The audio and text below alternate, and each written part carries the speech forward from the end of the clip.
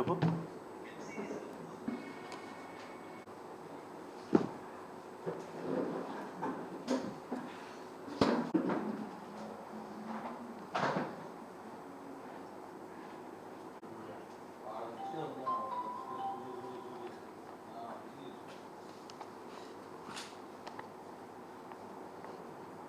అయిపోయింది తిను.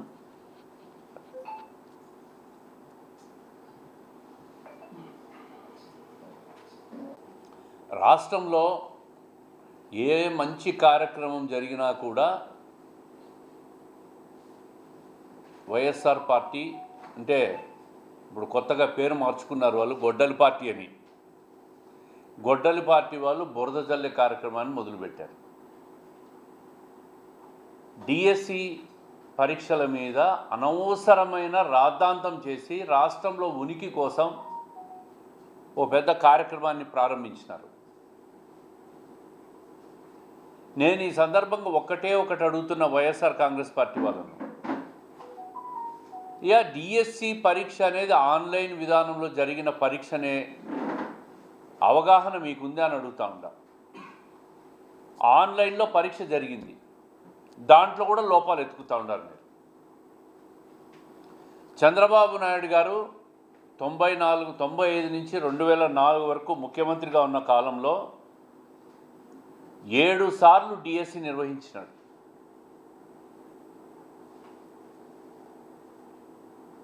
అదేవిధంగా 98లో ఆయన ముఖ్యమంత్రిగా ఉన్న కాలంలో డిఎస్సిలో ఇంటర్వ్యూ విధానాన్ని రద్దు చేశాడు. అంటే కేవలం 100కి 100 మార్కులు పరీక్షల విధానంలో మెరిట్ మార్కులు ఎవరికి వస్తే వాళ్ళు ఉత్తీర్ణులుగా డిక్లేర్ చేసే విధానాన్ని తీసుకొచ్చింది చంద్రబాబు నాయుడు గారు. ఇంటర్వ్యూలు చేస్తే ఇంటర్వ్యూ మార్కులకు రకరకాల సిఫారసులు వస్తాయని చెప్పి దాన్ని రద్దు చేసిన నాయకుడు ముఖ్యమంత్రి చంద్రబాబు నాయుడు గారు. ఆయన 7 సార్లు డిఎస్సీలు నిర్వహించినాడు. ఈరోజు రాష్ట్రంలో టీచర్లుగా ఉద్యోగాలు చేస్తున్న టీచర్లలో 75% టీచర్లు తెలుగుదేశం పార్టీ హయాంలో జరిగిన పరీక్షల్లో ఉత్తీర్ణులైన అధ్యాపకులే. ఒకసారి అధ్యాపకులను అడిగితే వాళ్ళే చెప్తారు. అదేవిధంగా మొన్న జరిగిన డిఎస్సిలో కూడా దాదాపు 200 పైన కేసులు వేసినారు వైఎస్ఆర్ కాంగ్రెస్ పార్టీ వాళ్ళు. 16,347 మంది ఉత్తీర్ణులైతే కడుపు మండుతా ఉంది ఈ గొడ్డలి పార్టీకి. ఎట్టు తిరిగి ఈ కేసులన్నింటినీ రద్దు చేయాలా, ఈ పరీక్షలన్నీ రద్దు చేయాలనే ఒకటే ఆలోచనతో ఉత్తీర్ణులైన అధ్యాపకుల నోట్లో మట్టి కొడదామనే కుట్ర పన్నుతూ ఉన్నారు వీళ్ళు.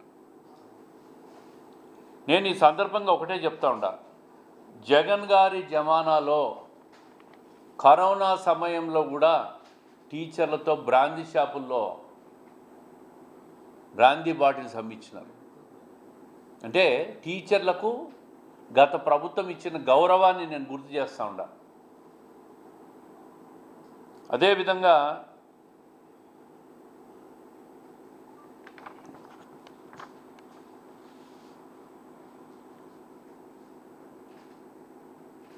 వారం నుంచి కూడా ధర్నాలు చేస్తూ ఉన్నారు గొడ్డలి పార్టీ వాళ్ళు. ఆ ధర్నాల్లో ఎక్కడైనా నిరుద్యోగులు, ఉద్యోగాలు రాని టీచర్లు ఎవరన్నా కూర్చున్నారా అని అడుగుతూ ఉంటా. రాజకీయ నిరుద్యోగులైన వైఎస్ఆర్ కాంగ్రెస్ పార్టీ కార్యకర్తలను కూర్చోబెట్టుకొని ధర్నాలు చేస్తూ ఉన్నారు. నేను చూశారు, రాష్ట్ర వ్యాప్తంగా పబ్లిక్ చూశారు. కర్నూలులో కొండారెడ్డి బురుజు ఎక్కి ఉత్తీర్ణులైన 16,000 చిల్లర ఉపాధ్యాయులు అందరూ కూడా గర్వంగా మేము పరీక్షలు రాసి ఉత్తీర్ణులైనాం, మా సమర్థతతో ప్రభుత్వం నిర్వహించిన పరీక్షల్లో మేము మార్కులు తెచ్చుకొని పారదర్శకంగా మేము ఉత్తీర్ణులైనాం, ఈ ప్రభుత్వం మాకు మేలు చేసింది, ఎన్నికల్లో చెప్పిన హామీని నెరవేర్చిందని చెప్పి కొండారెడ్డి బురుజెక్కి గర్వంగా టీచర్లందరూ కూడా నిన్న రాష్ట్ర వ్యాప్తంగా కూడా ఒక ర్యాలీ చేసిన విషయాన్ని గొడ్డలి పార్టీ ఒక్కసారి వీడియో చూడాలని చెప్పి నేను అడుగుతూ ఉన్నా. మీ ధర్నాలో చూసాం, కేవలం వైఎస్ఆర్ కాంగ్రెస్ పార్టీ రాజకీయ నిరుద్యోగులే ఉన్నారు తప్ప ధర్నాల్లో.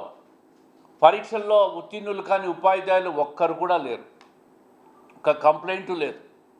మళ్ళీ రేపు సెప్టెంబర్లో ఈ ప్రభుత్వం రెండో డిఎస్సిని విడుదల చేయబోతా ఉంది.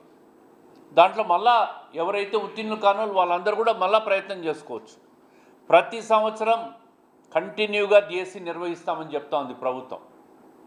కాబట్టి ఉత్తీర్ణులు కాని అభ్యర్థులు ఎవరైనా ఉంటే నిరంతరం మీరు పరీక్షల్లో పాల్గొనే అవకాశం ఈ ప్రభుత్వం ఇస్తూ ఉంటుంది. ఈ గొడ్డలి పార్టీ చేసిన కుట్రల్లో మీరు భాగస్వాములు కావద్దండి.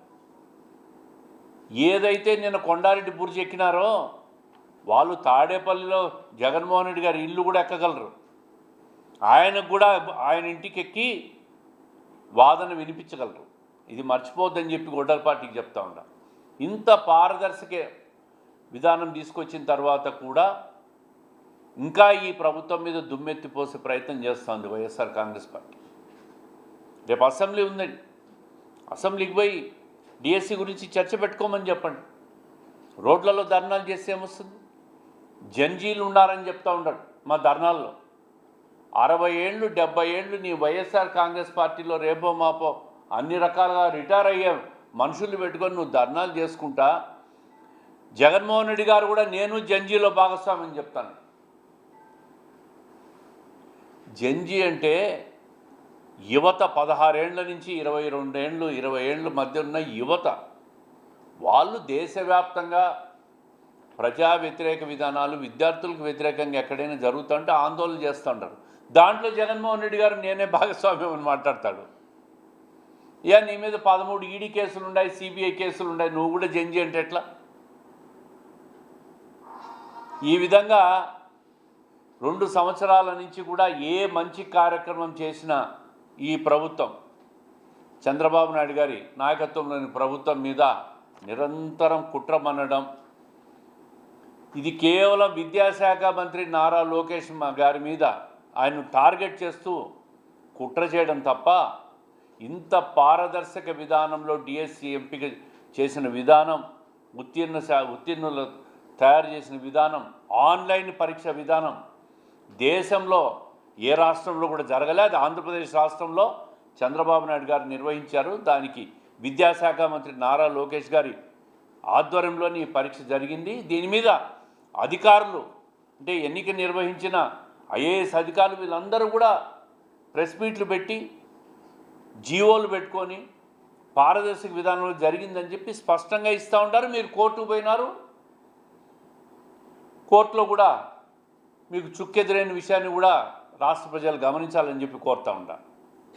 ఎక్కడైనా ప్రభుత్వాలు నిర్ణయం తీసుకున్నప్పుడు ఆ నిర్ణయాలు తప్పైనప్పుడు, తప్పనిపించినప్పుడు సమీక్ష చేసేదానికి న్యాయ సమీక్ష ఒకటి ఉంటుంది. న్యాయస్థానాలు సమీక్ష చేస్తాయి, హైకోర్టులు కావచ్చు, సుప్రీంకోర్టులు కావచ్చు. న్యాయ సమీక్షలో కూడా మీ అభ్యర్థన ఫెయిల్ అయినప్పుడు మీరు కుట్ర పన్నారనే విషయం వాస్తవం అని చెప్పి ఇది ప్రజలు గమనించాలని చెప్పి ఈ విధమైన వైఎస్ఆర్ కాంగ్రెస్ పార్టీ చేస్తున్న దుష్ప్రచారాలను ప్రజలు నమ్మొద్దండి. సంతోషంగా టీచర్లు ఎంపికైనారు, మళ్ళీ మళ్ళీ ఎంపిక అయ్యేదానికి అనేక రకాల పరీక్షలు ఈ రాష్ట్ర ప్రభుత్వం యువత కోసం తీసుకొస్తూ ఉంది. మీరు బాగా చదువుకొని పరీక్షల్లో పాస్ అయ్యి ఉద్యోగాలు తెచ్చుకోవడానికి ప్రభుత్వం నిరంతరం పనిచేస్తుంది. ఇది చంద్రబాబు నాయుడు గారి ప్రభుత్వం, పారదర్శక ప్రభుత్వం అని చెప్పి ప్రజలు ఈ గొడ్డలి పార్టీ చేసే కుట్రల నుంచి తిప్పి కొట్టాలని చెప్పి ప్రజలను కోరుతూ ఉంటారు.